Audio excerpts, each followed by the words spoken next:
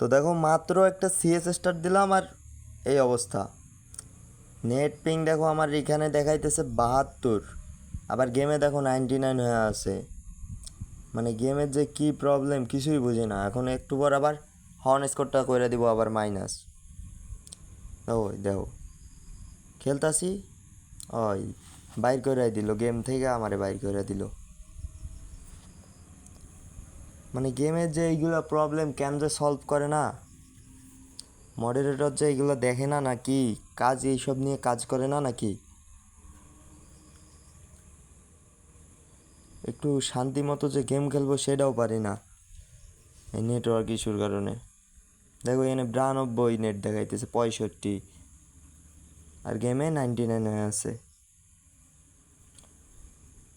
তো সবাই একটু বেশি করে শেয়ার দিও যাতে ভিডিওটা মডারেটর পর্যন্ত পৌঁছায়। তারপর রিকানেক্ট মারার পর দেখি মা আমার সবগুলো টিমমেটেরই নেট নেই। পরে একটু আগায় দেখি অপোনেন্টে যেগুলো প্লেয়ার ছিল না ওইগুলার একটারও নেট নেই। তারপর দুটারে মাইরা দিলাম, দেখি আর দুইটা নিচে, এই দুটারে ফিনিশ দিলাম। ফিনিশ দেওয়ার পর দেখি ওই দুইটা নিচে, ওই দুইটার মাইরা দেওয়ার পর আমার এইচ হয়ে গেল।